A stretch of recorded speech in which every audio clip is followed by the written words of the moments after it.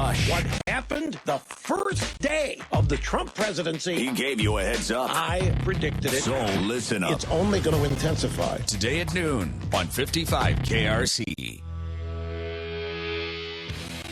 Going on 8:06 right now, 55 KRC Talk Station. Brian Thomas here, wishing you a very happy Friday and welcoming to the 55 KRC Morning Show Josh Blackman. He's Associate Professor of Law at South Texas College of Law. He specializes in constitutional law, the U.S. Supreme Court, and the intersection of law and technology. He's the author of the critically acclaimed and unprecedented, The Constitutional Challenge to Obamacare. And one of the books we're going to be talking about today in correlation with that, Unraveled, Obamacare, Religious Liberty and Executive Power, selected by Forbes magazine for the 30 Under 30 in Law and Policy. He's twice testified before the House Judiciary Committee on Constitutionality of Executive Action on Immigration, as well as health care.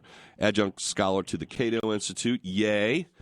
And he's the founder and president of the Harlan Institute, and I love this. This cracks me up, Josh. The founder of Fantasy SCOTUS, the Internet's premier Supreme Court fantasy league. Did you have Mr. Gorsuch in your fantasy Supreme Court lineup? Welcome to the program, Josh. Good morning, and we did. In fact, our league predicted Judge Gorsuch back in November. We called it for anyone else. And, okay, as we move on through this discussion, and I think Gorsuch is a great linchpin for our discussion relative to Obamacare in the books you've previously written, and let us talk about it in the context of the, was it 2013 decision that Justice Roberts said a penalty was a tax. And I want to talk about that specific component, because this is something I often discuss on the program. As a lawyer, I get this, and it's very important for even non-lawyers to understand the concept of something that is actually in controversy, an issue in dispute before the court. Josh, both the plaintiff and defendant in the case before the Supreme Court were arguing that the penalty was a penalty, weren't they? Didn't they agree? Wasn't it a statement of uncontested fact that it was not a tax, it was a penalty? It's even worse than this. The government argued that for one reason, it's a penalty. But for another reason, it's a tax. The government was literally talking out of both sides of its mouth and saying it was both a penalty and a tax simultaneously.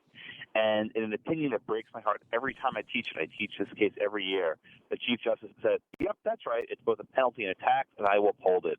And that's a really, really hard decision to square away. It's impossible from my estimation, but nonetheless, he did it nonetheless. And he was, I think, by all accounts, believed to be, if not a conservative justice, at least more on the centrist to conservative side. And I think this blew a lot of people's minds.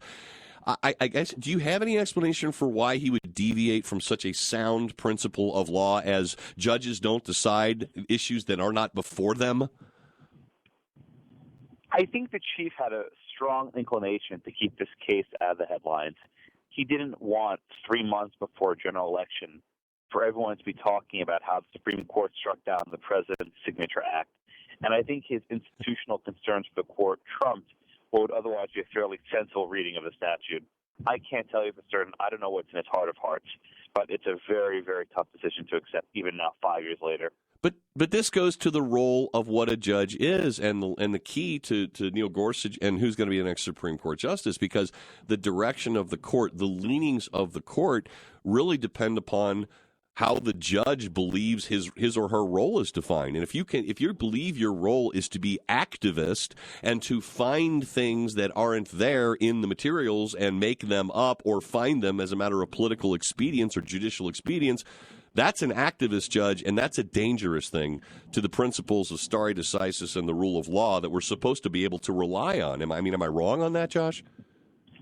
You're right on target. And I think a good indication of Judge Gorsuch is that he's been a federal judge for nearly a decade, and he's actually shown both through word and deed he has a commitment to the rule of law. And, who can know for sure? But this is not, I don't think, another John Roberts. I think he's proven himself to that extent. Now, what is the biggest concern or beef from the left vis-a-vis Mr. Gorsuch or Judge Gorsuch? I've heard the 10,000-foot soundbite sort of lamentations about oh my God, the world's going to end. He's going to end civil rights for all. You and I both know that is not the case, Josh.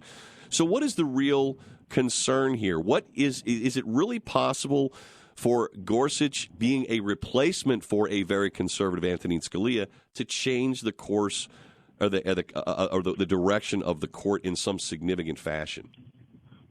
I think it can change the direction of the court in one important way. You're right, both he and Scalia are conservative, and they're probably similar views. But Justice Scalia, as lovable as he was quite abrasive, and he had a habit of alienating his colleagues, in particular Justice Kennedy, the swing vote. Judge Gorsuch, in contrast, is a former Kennedy clerk. So there's a very strong chance that where Scalia alienated Kennedy, Gorsuch may be able to cajole him and maybe even bring him along every now and then. So there's the distinct possibility that this could actually bring the court further to the right, and that maybe Gorsuch can counteract the effect that Elena Kagan has had on Kennedy. So this could indeed be not just a 1-for-1, but even a 1-for-2 swap. Now, insofar as Obamacare is concerned, and you're so well written on the subject of Obamacare, the Affordable Care Act, I can only guess that at some point the Republicans will make good on their promise to deliver a repeal. But assuming they don't, I mean, are the legal challenges for Obamacare over now? I mean, are we done? Has everything been exhausted that could ever be brought up before the Supreme Court? If the challenges were done, I'd have nothing to write about. No, they're not even close to being done. The big challenge still lingering affects religious liberty. And the Trump administration hasn't indicated how it will deal with, for example, the group, the Little Sisters of the Poor, and these other groups who object to the Obamacare contraception mandate. Beyond the contraception mandate, there are questions about Obamacare funding, and pretty soon there will be a host of challenges from the insurance companies who complain that now Trump is cutting their funding. So this thing will be stuck up in the courts for the foreseeable future. But this will be just a reading of Obamacare, which I understand supports the Trump position on the reinsurance component in Obamacare. These insurance companies are not getting all their claims repaid, right? We actually don't know how the Trump administration will handle this. All the briefs have been filed in court yet. We're still filed by Obama's Justice Department, so we have to wait and see what Trump will do. We do know that Trump likes sticking people with bills, so it's a very good chance he won't pay up at all. But we don't quite know exactly what's going to happen. Fair enough. In terms of the next domino to fall, obviously the death of Anthony Scalia left a hole. We do have some, older and more infirm judges that may on the liberal side that may very well go. Is that next challenge going to be the big challenge? Actually, two-part question. Do you see the Democrats really trying to throw a huge roadblock in front of Gorsuch that's going to require the nuclear option, or will they let him go and leave the next battle for whoever's the next domino to fall? Yeah, I mean, this is a game of four-dimensional chess for the Democrats. It is. If they decide to throw up a massive roadblock in Gorsuch, who's a pretty good nominee, I don't think Mitch McConnell will hesitate for a second to use the nuclear option, which means you can now confirm a judge with 50. If we go into the next nomination knowing the number 50 and not 60, you can go further to the right. So if you're replacing Justice Kennedy or maybe Justice Ginsburg, where he's 82 at this time, President Trump can say, okay, I'm going to pick a really, really strong conservative because I don't need to persuade any moderate Democrats, and I don't even need to persuade moderate Republicans. So there's a serious risk of pushing this now.